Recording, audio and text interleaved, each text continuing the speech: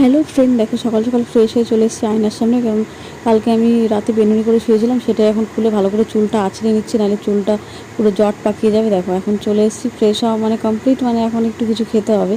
কিন্তু কাল রাতে চিয়া সিড ভিজিয়ে রেখেছিলাম, তার মধ্যে একটু মধু দিয়ে খেয়ে নিলাম। এখন আর বাদবাকি টুকটাক কাজগুলো সেরে এখন একদম সোজা স্নান করে চলে এসেছি, মানে একটা বোঝ যা আর কি কাজ যা, মানে স্নান করে মুখে একটু ক্রিম লাগিয়ে নিলাম, ওইদিকে একটু সিঁদুরটা পরে নিলাম। এখন যাবো পুজো দিতে, আর অনেকটা মানে বেলা হয়ে গেছে। একটু পরে এখন রান্না করব। দেখো পুজো দিয়ে এসে পুরো ঘেমে গেছে। এখন ফ্রিজে ছিল হচ্ছে পনির, সেটাই বের করে রেডি করে নিলাম। ওই যে কাজু কিশমিশ সব কিছু বেটে একটা পেস্ট বানিয়ে নিয়েছি। আর তার আগে একটা অ্যাড দেখে নাও।